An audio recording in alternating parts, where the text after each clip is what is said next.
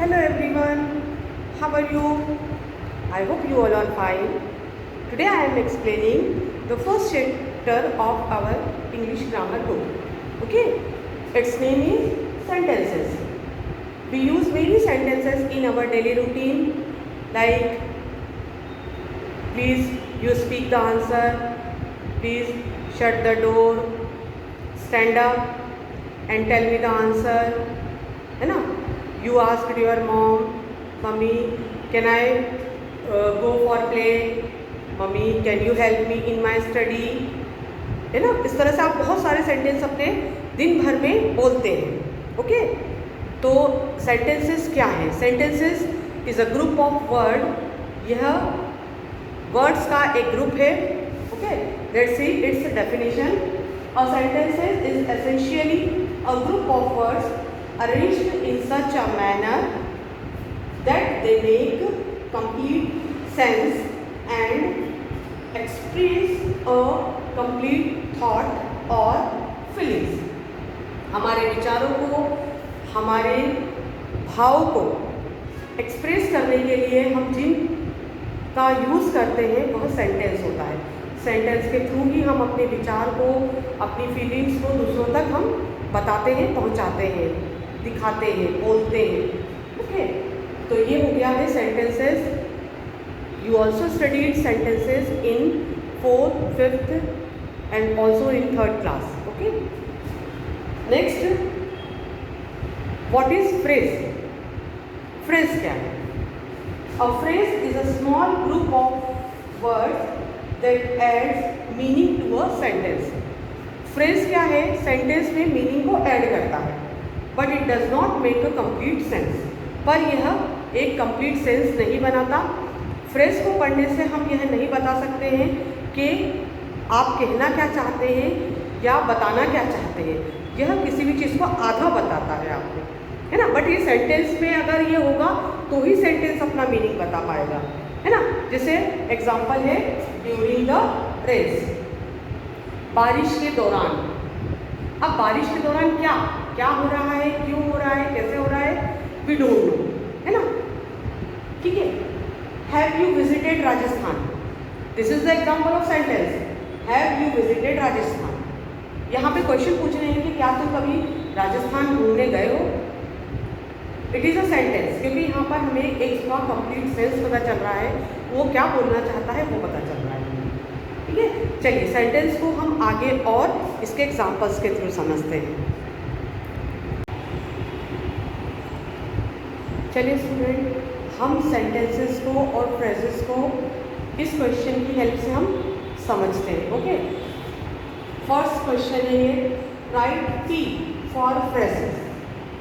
यहाँ पर इन्होंने कुछ एग्जांपल्स दिए हैं, उनमें हमें आइडेंटिफाई करना है कि फ्रेज कौन सा है और सेंटेंस कौन सा है. तो जो फ्रेज होगा उसके सामने बॉक्स में हम P पुट करेंगे और जो सेंटेंस होगा उसके बॉक्स में हम S पुट करेंगे. ओके, फर्स्ट है she is an honest person. वह एक ईमानदार व्यक्ति है. ओके, जिससे हमें इसको पढ़ने से ही पता चल जाता है कि जो वो बात बोलना चाह रहा है वह हम समझ पा रहे हैं, उसका मीनिंग समझ रहे हैं और उसमें कंप्लीट सेंस है. सो इट इज़ अ सेंटेंस. तो हमने यहाँ पर बॉक्स में एस लिख दिया. Only sometimes. ओनली समटाइम्स ये सिर्फ ग्रुप ऑफ वर्ड्स है, इसका कोई मीनिंग नहीं है, कोई सेंस नहीं है. So we put P for phrase. हम यहाँ पर फ्रेज के लिए P पुट करेंगे क्योंकि ये फ्रेज है ना. ये ग्रुप ऑफ वर्ड्स जरूर है लेकिन इसका कोई मीनिंग नहीं है, कोई सेंस नहीं है इसके अंदर, और वो जो बोलना चाहता है वो इनकम्प्लीट है. I enjoy clever. I enjoy clever. पढ़ने से समझ में आ रहा है कि यह क्लेवर किसने इंजॉय करा, तो ये कंप्लीट मीनिंग निकलता है इस सेंटेंस का, तो it is a sentence. Okay, next, on the hill top. Hill top पर.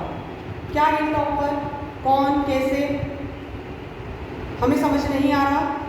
सो it is a group of word and it is a phrase. तो we put P for phrase.